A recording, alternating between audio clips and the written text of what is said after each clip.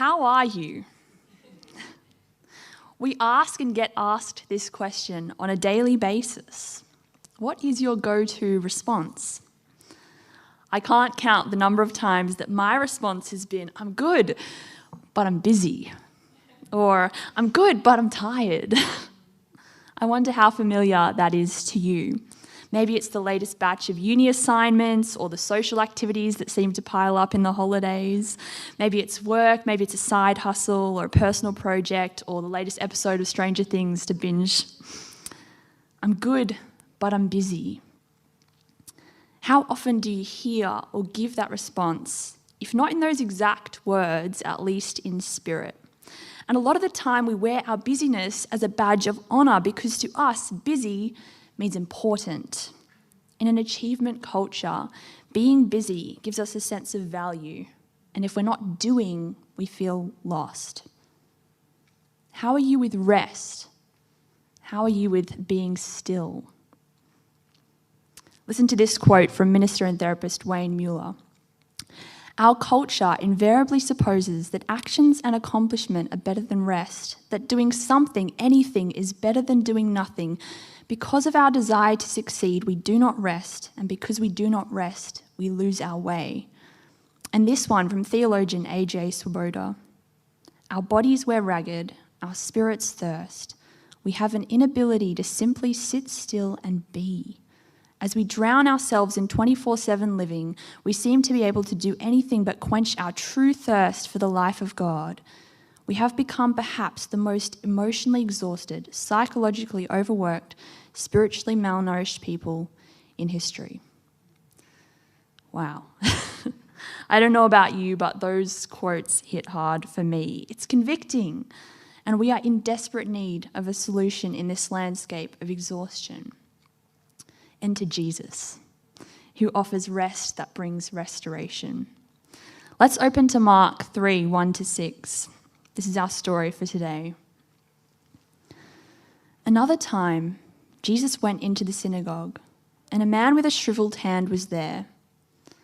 Some of them were looking for a reason to accuse Jesus, so they watched him closely to see if he would heal him on the Sabbath. Jesus said to the man with the shriveled hand, "Stand up in front of everyone." Then Jesus asked them, "Which is lawful on the Sabbath, to do good or to do evil, to save life or to kill?" But they remained silent.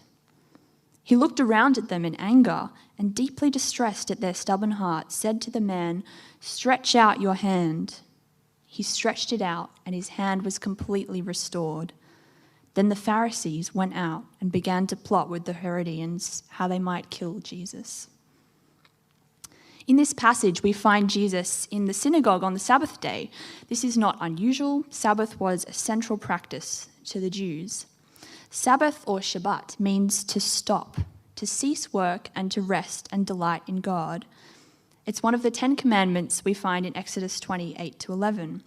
Remember the Sabbath day by keeping it holy. 6 days you shall labor and do all your work, but the 7th day is a Sabbath to the Lord your God. On it you shall not do any work, neither you nor your son or daughter, nor your male or female servant, nor your animals, nor any foreigner residing in your towns. For in 6 days the Lord made the heavens and the earth, the sea and all that is in them, but he rested on the 7th day. Therefore the Lord blessed the Sabbath day and made it holy. Here we see that Sabbath has even deeper roots going back all the way to creation in Genesis 2, where God rests on the 7th day and blesses it, making it holy. So Jesus is in the synagogue, and the Pharisees are there, and they've been trying to find a way to trip him up, to find a reason to kill him. The Bible talks about not doing any work on the Sabbath, but over time, Jewish tradition had developed various rules to establish what exactly qualifies as work and is therefore not permissible on the Sabbath day. For example, here are some things according to Jewish teachings that are not permissible on the Sabbath: burning and extinguishing, writing and erasing, tying and untying, carrying, cooking, washing, sewing, planting, reaping, building, the list goes on. According to these Jewish laws, breaking the Sabbath to save a life was permissible, but treating a medical issue that wasn't life-threatening was debatable, as this could wait until the next day. So in this case, the man with the shriveled hand is not in life-threatening danger. The Pharisees, knowing that this is a controversial issue and looking for a reason to catch Jesus out, ask in Matthew's account of the story, is it lawful to heal on the Sabbath? But Jesus sees what they're trying to do. He gets the man up in front of everyone and he asks a very clever question that gets to the heart of what the Pharisees have got wrong. Which is lawful on the Sabbath? To do good or to do evil? To save life or to kill? For the Pharisees, the Sabbath had become about legalism. They kept the practice of the Sabbath without the heart of Sabbath. In fact, in their hearts, they cared more about plotting to kill Jesus rather than the restoration of the man with the shriveled hand. Their response to a healing was to go out and plot a murder. But Jesus sees the man in front of him. This man, who lived in an agrarian society where most work relied on manual labour, having a shriveled hand, particularly a shriveled right hand as specified in Luke's account, would have really affected his ability to do work and to make an income. The man was in the synagogue on the Sabbath day. As someone with a reduced capacity to earn a living, perhaps it would have been more productive for him to be out on the streets begging for all 7 days. But he shows up to worship God on the Sabbath, to stop. He reflects the priorities of his heart in the way he uses his time, and Jesus meets him there. Jesus may not be technically saving him from death, but he is giving him new life. He is restoring his capacity to work, to make a living. He's completely changing this man's reality. Immediately before this passage, Jesus says to the Pharisees, the Sabbath was made for man, not man for the Sabbath. So the Son of Man is Lord even of the Sabbath.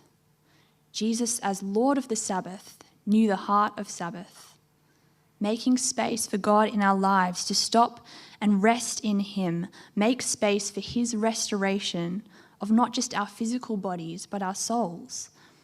In this rest, our capacity to work and to live God's way is stretched out and restored. The Pharisees were busy with their rule-keeping. They missed the life-giving transformation that Jesus had to give.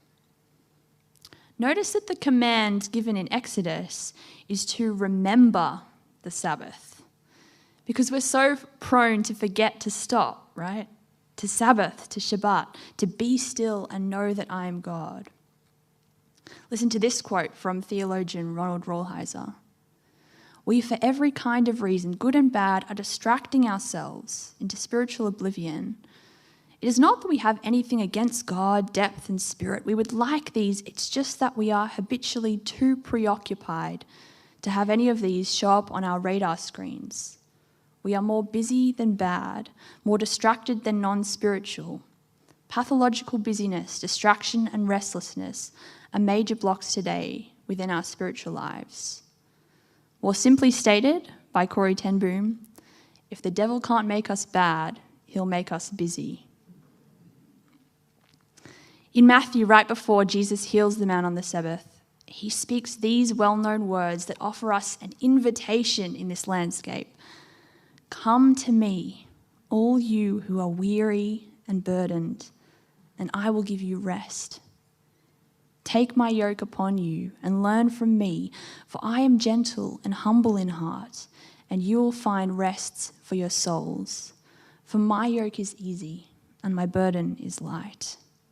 Come into the rest I have to offer, so that you can experience the restoration I have to offer. Jesus lived in a rhythm of work and rest, of engaging in his ministry and withdrawing to a quiet place to be with his Father. All the while, the Pharisees plotted to kill him, and in the end, their plan was brought to fruition. Jesus was killed on the cross, and he died so that we could enter a true eternal rest of being at peace with God. And he rose from the dead, defeating death and freeing us from slavery to the letter of the law, which we had no chance of perfectly obeying. By living in a perpetual state of hurry, we don't make the space to take a hold of this truth. We don't have the capacity to love God and love others deeply and fully. We don't have the capacity for the work God has for us to do. We will miss out on the fruit of love, joy, peace, patience, kindness, goodness, faithfulness, gentleness, and self-control that only grows when we abide in the true vine. So where are you at with rest? How does the rhythm of work and rest play out in your life? Are you afraid to stop? Did you know when you stop, the world keeps turning? And you'll realize that God is God and you are not. Stopping is an act of trust, of surrender, of reordering our loves and desires. I've been challenged in the past and recently again to commit to the ancient practice of Sabbath, to take a day out of my week, to cease my work, to not do uni work or paid work or personal projects, to not check my emails or Facebook, to turn off my devices, to stop worrying, wanting, and working, to spend a day with family and friends, in nature, reading scripture, taking a nap, enjoying the life God has given me, and experiencing His deep restoration that then flows into the rest of my week. And it's not about a day off to run errands, to catch up on emails and work, to binge Netflix, to distract ourselves and escape. Entertainment is not the same as rest. Sabbath rest is a deep presence to the moment, to the good in your life, to God. I would challenge you to look into the ancient practice of Sabbath, or at least to really question and take an honest look at what rest looks like in your life. To ask yourself, is your hurry, your busyness, your distraction giving the devil a foothold? Jesus observed the Sabbath. God commanded it. It was there from the beginning, woven into the fabric of creation. And God rested. Surely all these things should mean something. Surely the practice of rest is something to be taken seriously. Jesus' invitation to rest and restoration still stands. Let me leave you with the words of Jesus again. Come to me, all you who are weary and burdened, and I will give you rest. Take my yoke upon you and learn from me, for I am gentle and humble in heart, and you will find rest for your souls. For my yoke is easy and my burden is light. Let me pray.